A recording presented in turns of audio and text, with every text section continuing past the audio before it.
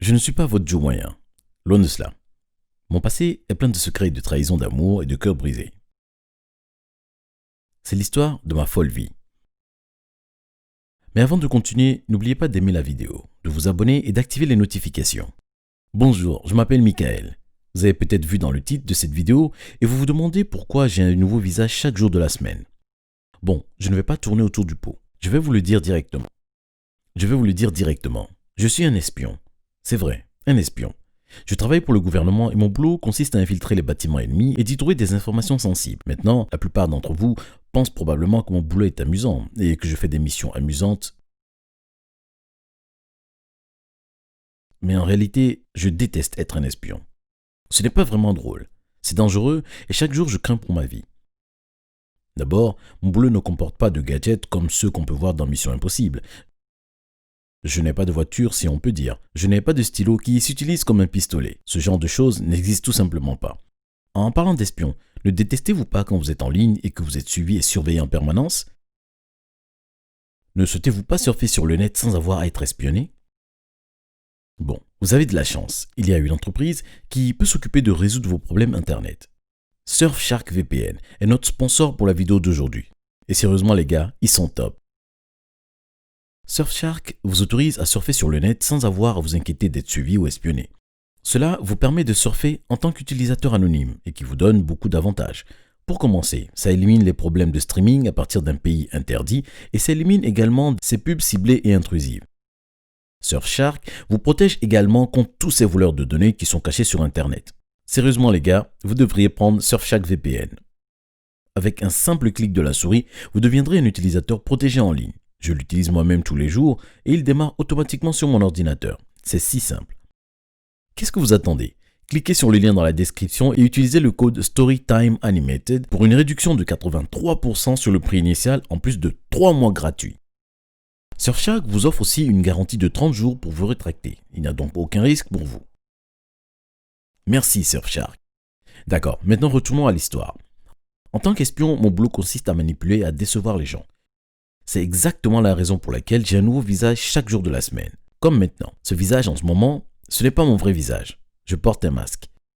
Et ne vous embêtez pas à écrire dans les commentaires que vous voulez que je montre mon vrai visage. Ça n'arrivera pas. Vous voyez, si je le fais, ça mettrait toute ma vie en danger. Ce masque m'aide à ma sécurité.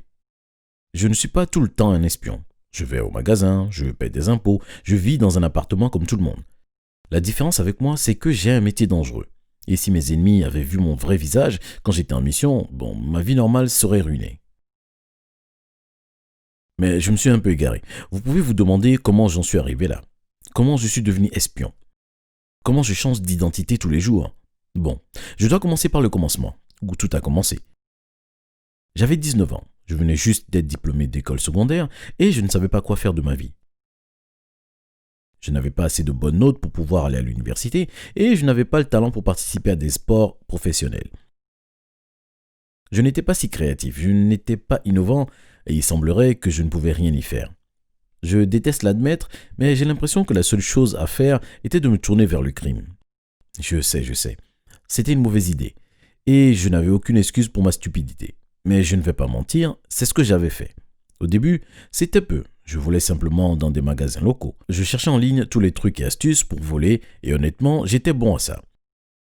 J'étais très habile de mes mains et je n'avais jamais été attrapé. Au fur et à mesure, j'ai commencé à faire des choses plus grosses et bien pires. Une fois, j'ai volé un collier en diamant dans une bijouterie. Une autre fois, je suis entré par effraction dans la maison d'une célébrité et j'ai volé plusieurs photos pour les vendre à quelques magazines. Je me faisais un max de fric, mais je n'étais pas heureux.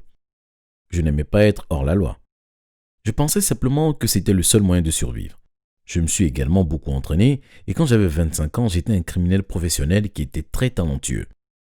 Certaines personnes m'embauchaient pour espionner leurs ennemis et d'autres m'embauchaient pour les voler. J'étais en train d'acquérir une bonne réputation.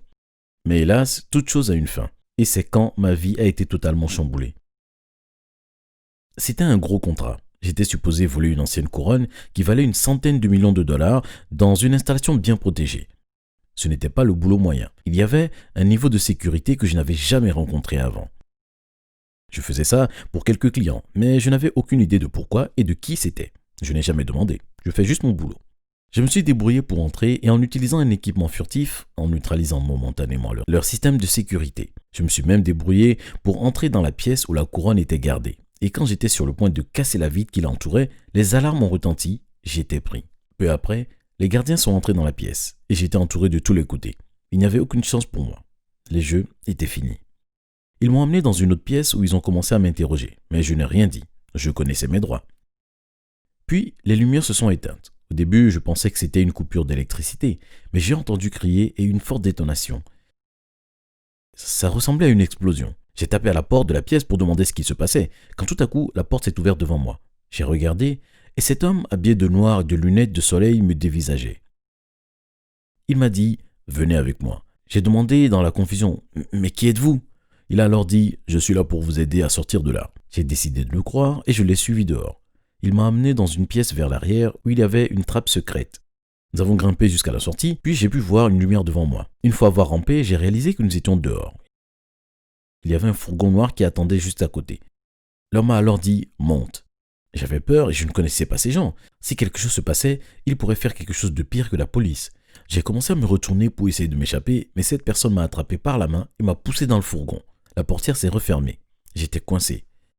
J'étais terrifié. Qu'est-ce que ces gens allaient me faire?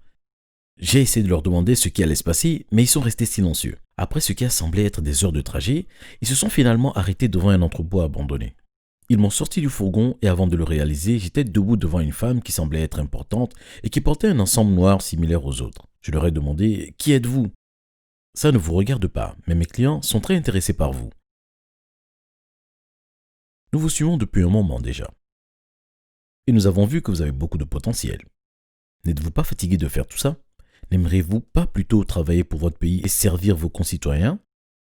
J'étais en état de choc. De quoi vous parlez? Nous voulons vous embaucher en tant qu'espion. Vous aurez des missions à faire pour nous et en retour, nous vous garantissons un haut salaire avec la retraite à 40 ans. C'est le genre d'opportunité qui n'arrive qu'une fois dans la vie. Bien sûr, vous devez passer par davantage d'entraînement, mais bientôt, je peux imaginer que vous serez un de nos meilleurs espions. Je ne pouvais pas en croire mes oreilles. Un espion? Il voulait que je sois un espion? C'était fou. Mais j'y ai repensé et j'ai pensé que ça pourrait être intéressant. Au lieu d'utiliser mes compétences pour le crime, je pourrais aider mon pays. J'ai décidé que ça valait la peine d'essayer. Je lui ai donc dit que j'acceptais son offre. La plus grosse erreur de ma vie. Après ça, j'ai été immédiatement envoyé à l'entraînement, là où je devais m'entraîner pendant des heures pour affûter mes compétences d'espion. On me faisait beaucoup de tests et des entraînements de mission et après 1 an d'entraînement, j'étais enfin prêt à aller sur le terrain.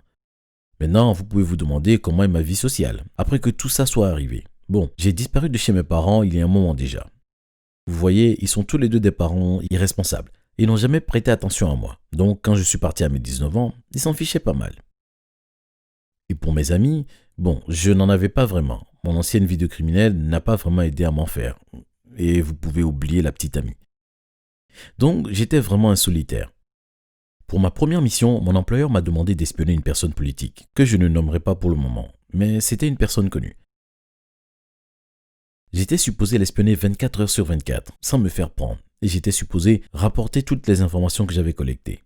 Je le suivais partout, en faisant attention de garder une certaine distance pour ne pas me faire prendre. Je me suis même débrouillé pour rentrer chez lui et je suis resté dans le placard de sa chambre pendant qu'il dormait. J'ai tout bien fait, et mes supérieurs étaient très contents de moi une fois que j'avais terminé ma mission. Après ça, les missions sont devenues de plus en plus dangereuses.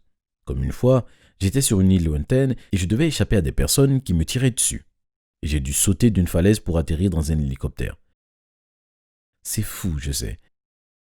Au début, j'étais OK avec les missions. Bien sûr, c'était dangereux et bien sûr, c'était assez fou. Mais ça payait bien et c'était toujours mieux que de commettre un crime. Et puis, ma dernière mission arriva. Cette mission qui a changé ma vie à jamais. C'était supposé être une mission normale d'espionnage. Je m'étais déguisé en domestique chez une célébrité, mais c'est à ce moment que j'ai rencontré une femme.